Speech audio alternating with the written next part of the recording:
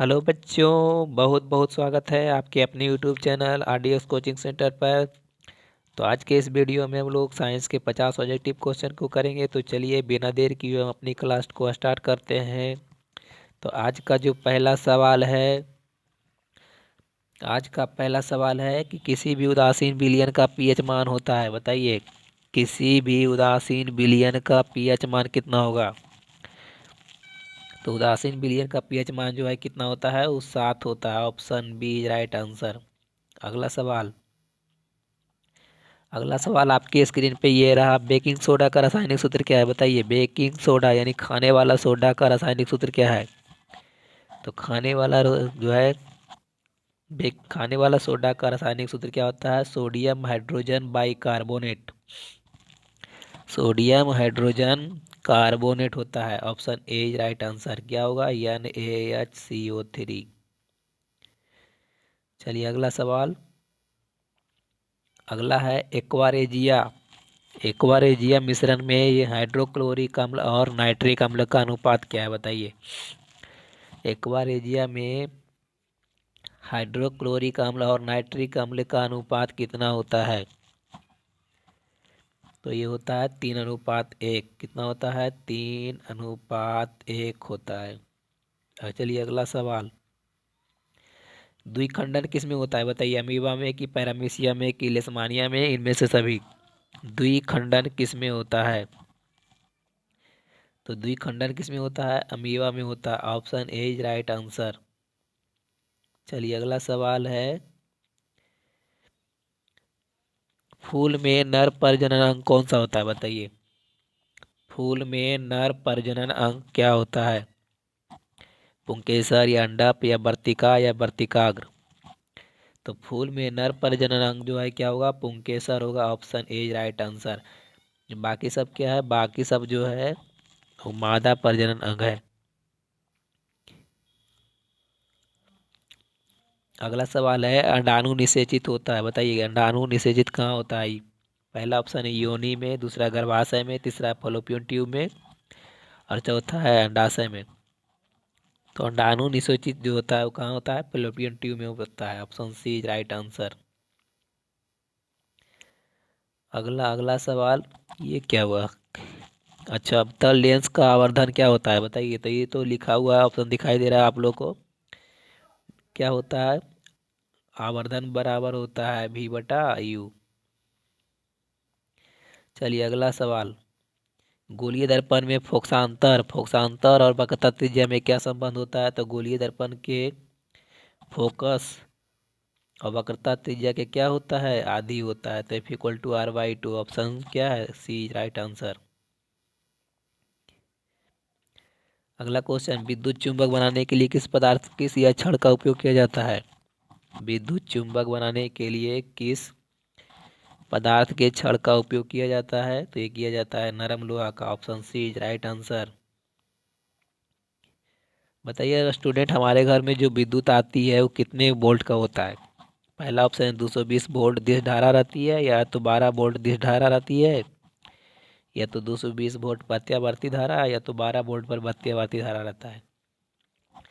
तो हमारे घर में जो है, जो विद्युत आता है वह 220 वोल्ट आता है और वह क्या होता है, AC होता है।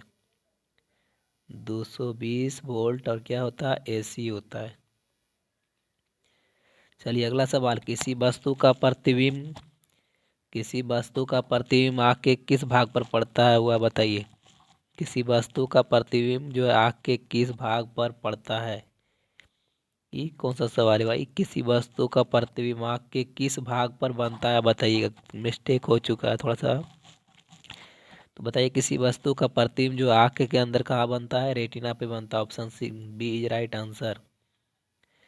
अगला सवाल अगला सवाल है, एक स्वस्थ आँख के दूरबिंदु कितना होता है। बताइए, एक स्वस्थ आँख जो है कितना जो दूरी तक देख सकता है, साफ साफ देख सकता है। तो एक स्वस्थ आँख जो है वो अनंत दूरी को देख सकता है। Option D is right answer. चलिए अगला सवाल है, जीवाश्म ईंधन की ऊर्जा का वास्तविक स्रोत है। बताइए, इसमें कौन सा है, जीवाश्म ईंधन का वास्तविक स्रोत कौन सा है। जीवाश्म ईंधन का वास्तविक स्रोत इसमें जीवाश्म ईंधन का जीवाश्म ईंधन की ऊर्जा का वास्तविक स्रोत क्या है? क्वेश्चन नंबर 65 का जीवाश्म ईंधन की ऊर्जा का वास्तविक स्रोत क्या है?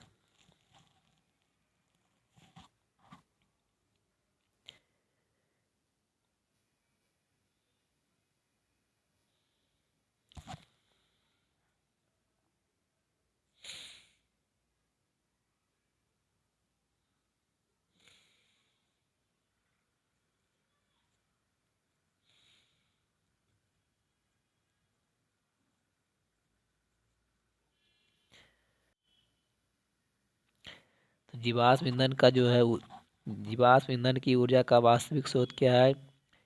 इनमें से कोई नहीं। इसका ऑप्शन क्या होगा? ऑप्शन डी होगा। चलिए अगला सवाल देखिए। अगला सवाल हमारा क्या है? चलिए अगला सवाल देखिए। अगला सवाल जो हमारा है, विद्युत चुम्बकीय प्रेरण का खोज किसने किया था? क्या माइकल फैराडे ने, क्या मैक्सवेल ने, क्या एम्पियर ने, या तो फ्लेमिंग ने? बताइए, विद्युत चुम्बकीय प्रेरण का खोज किसने किया था? Question number 66। तो विद्युत चुम्बकीय प्रेरण का खोज हुआ किसने? फैराडे ने किया था। Option A is right answer.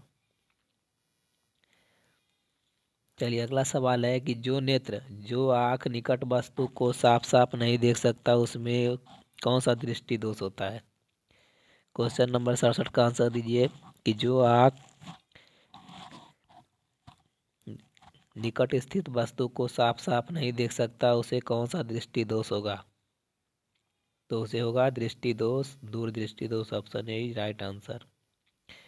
चलिए अगला एक समीकरण दिखाया है कि CaCO3 यानी कैल्शियम कार्बोनेट को अगर तोड़ा जाए तो CaO प्लस CO2 किस प्रकार का अभिक्रिया है? तो बच्चों हम लोग देख रहे हैं कि तीर के बाएं साइड जो है वह एक अभिकारक है और तीर के बाएं साइड दो अभिकारक है। तो ये किस प्रकार की अभिक्रिया होगा? ये वियोजन अभिक्रिया है। एक अभिकारक टूटकर जब दो उत्पाद का निर्माण करता है तो क्या होगा? वियोजन अभिक्रिया। Option A is right answer. अगला जो सवाल है, साग सब्जी का विघटित होकर खाद बन जाना किस प्रकार की अभिक्रिया है? बताइए। साग सब्जी जब हम छिलके यार फेंक देते हैं तो वह विघटित होकर जो है क्या बनता है? कंपोस्ट बन जाता है। तो बताइए किस प्रकार की अभिक्रिया है? Question number 69। तो ये है ऊष्माक्षेपी। क्या है? ऊष्माक्षेपी अभिक्रिया का उदाहरण है। अगला क्वेश्चन है, निम्नलिखित में कौन विजातीय यौगिक है? बताइए इनमें से कौन विजातीय यौगिक है? चूना, पत्थर, खड़िया, संगमरमर और प्लास्टर पेरिस। तो इसका सही आंसर क्या होगा? ऑप्शन डी होगा। प्लास्टर और पेरिस का फार्मूला इसमें जो है वह CaSO4 और हाफ H2O होता है। और बाकी सबका क्या होता है? बाकी सबका समान फार्मूला होता है। चलिए अगला सवाल कि निम्नलिखित में से pH का कौन सा मान क्षारक विलयन का देता है? बताइए क्षारक जो है इसमें क्षारक का उदाहरण कौन सा है? क्या 13 है या 6 है, 7 या 2 है? तो हम लोग जानते हैं कि क्षारक का pH मान जो है वो 7 से अधिक होता है। तो 7 से अधिक कौन सा है? ऑप्शन डी है। बताइए कौन सा धातु कमरे के ताप पर द्रव होता है? तो ये कौन सा होगा? ऑप्शन ए होगा। ब्रोमीन जो ऐसा धातु है जो कमरे के ताप पर द्रव अवस्था में होता है। अगला क्वेश्चन, सीसा और टीन के मिश्र धातु को क्या कहा जाता है? तो सीसा और टीन के मिश्र धातु को सोल्डर कहा जाता है। Option A is right answer. चलिए ऑक्सीजन के दो परमाणु के बीच कितने आबंध होते हैं? बताइए ऑक्सीजन के दो परमाणु के बीच कितना आबंध होगा? ऑक्सीजन के परमाणु के बीच कितना आबंध होगा? बताइए।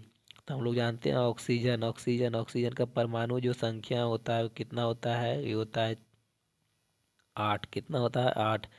इसको अगर हम लोग तोड़ेंगे, इलेक्ट्रॉनिक कन्फिग्रेशन करेंगे तो दो और कितना होगा? 6। इसका मतलब है इसको कितना इलेक्ट्रॉन की और ज़रूरत है? 2 इलेक्ट्रॉन की ज़रूरत है। तो इसका मतलब दो दो इलेक्ट्रॉन को क्या करेगा? त्याग करेगा ये दो। इसका मतलब दो इलेक्ट्रॉन त्याग कर द्वितीय आबंध का निर्माण करेगा।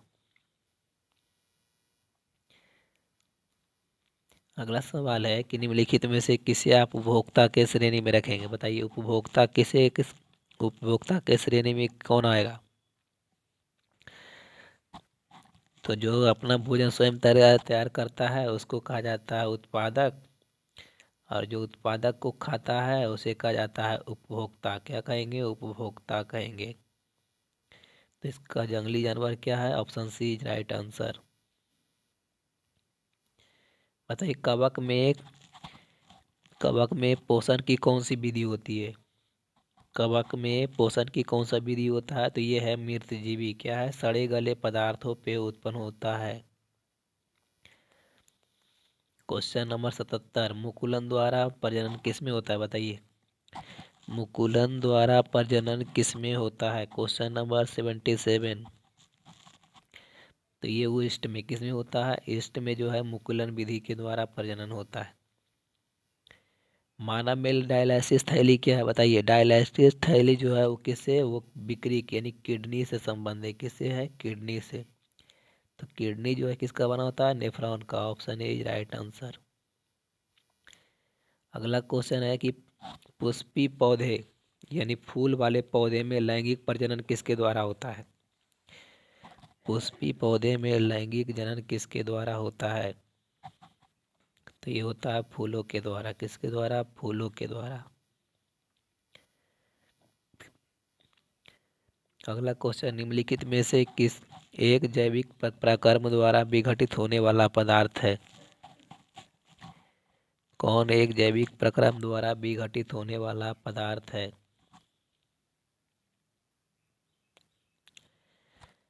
तो प्लास्टिक का बोतल, ये इसका अपघटन नहीं होगा। रबड़, इसका अपघटन भी नहीं होगा। पॉलीथीन का भी नहीं होगा, लेकिन सूखा घास और पत्ता का हो जाएगा।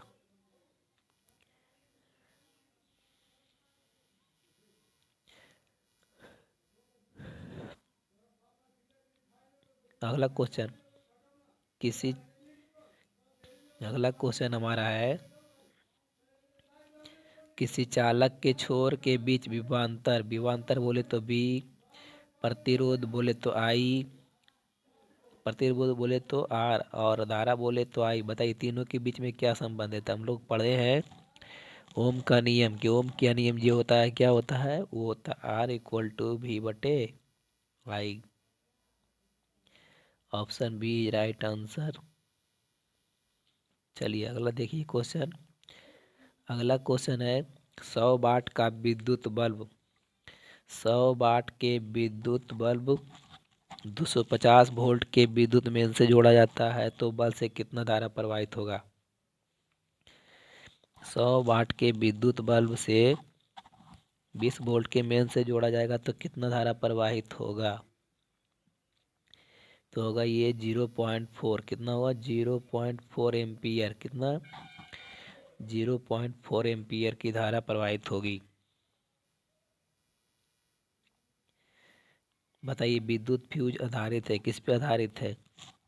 तो विद्युत फ्यूज जो है वो विद्युत धारा के उसमें प्रभाव पर आधारित है। Option A. अगला जो सवाल है विद्युत धारा उत्पन्न किस युक्ति से किया जाता है। विद्युत धारा का उत्पन्न जो है किससे किया जाता है? तो जनित्र से किया जाता है। ऑप्शन ए से। अगला है जब किसी तार में विद्युत धारा प्रवाहित होता है तो उसमें गतिशील कण जो है वो क्या होता है? वो इलेक्ट्रॉन होता है। Option D. अगला सवाल हमारा है जीव द्रव्यमान ऊर्जा स्रोत का उदाहरण निम्नलिखित में से कौन नहीं है। जीव द्रव्यमान ऊर्जा स्रोत का उदाहरण निम्नलिखित में से कौन नहीं है। तो नाभिकीय ऊर्जा नहीं है। Option C. क्योंकि पेट्रोलियम जीव से, बायोगैस जीव से, कोयला जीव से प्राप्त होता है, लेकिन नाभिकीय ऊर्जा जीव से प्राप्त नहीं होता है। क्वेश्चन नंबर 87, पवन विद्युत जनित्र में पवन की चाल कम से कम कितनी होनी चाहिए। तो बच्चों पवन की चाल जो है वो कम से कम 15 किलोमीटर प्रति घंटा। कितना? 15 किलोमीटर प्रति घंटा स्पीड चलना चाहिए। लेड नाइट्रेट को गर्म करने से क्या प्राप्त होता है? लेड नाइट्रेट को गर्म करने से क्या प्राप्त होता है? तो ये होता है नाइट्रोजन डाइऑक्साइड।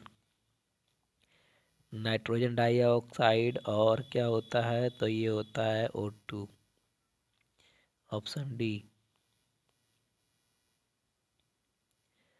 चलिए अगला क्वेश्चन 89 नंबर। सोडियम क्लोराइड के जलीय विलयन, सोडियम क्लोराइड बोले तो NaCl के जलीय विलयन में विद्युत धारा प्रवाहित करने पर वियोजित होकर सोडियम हाइड्रोक्साइड क्या बनता है? सोडियम हाइड्रोक्साइड बनता है। बताइए इस प्रक्रिया को क्या कहा जाता है? तो ये कहा जाता है कलोर क्षार अभिक्रिया। क्या होगा? कलोर क्षार अभिक्रिया। करा निम्नलिखित में से कौन सही है? यहाँ पे लिखा हुआ है Na2CO3 यानी सोडियम कार्बोनेट लिखा हुआ था। सोडियम कार्बोनेट जो है कितना जल के कितने अणु के साथ होता है? सोडियम कार्बोनेट कितने जल के कितने अणु के साथ होता है? तो सोडियम कार्बोनेट जो है जल के 10 अणु के साथ, कितना 10 अणु के साथ होता है। अगला है कि चाकू से किसे काटा जा सकता है? चाकू से किसे काटा जा सकता है? तो आयरन को नहीं काटा जा सकता है, तांबा नहीं काटा जा सकता है, कैल्शियम को नहीं, लिथियम को काटा जा सकता है। Option A. अगला क्वेश्चन है निम्नलिखित में से किस हाइड्रोकार्बन में 3 बंध होते हैं? बताइए। एल्काइन में किसमें? एल्काइन में जो है वो 3 बंध होते हैं। तो एल्काइन का कौन सा फार्मूला पे बैठा हुआ है? तो C3H4। ऑप्शन सी C3H4 क्या है? त्रिबंध वाला है। कार्बोनिल, कार्बोनिल ग्रुप प्रतिकारक है। बताइए कौन सा होगा? Question number 93। तो कार्बोनिल क्या होगा? Option B. ऑप्शन ए क्या होगा? एल्डिहाइड। ऑप्शन सी क्या होगा? Carboxylic acid. चलिए अगला देखिए। कारण निम्नलिखित में कौन सबसे अधिक अभिक्रियाशील है? बताइए।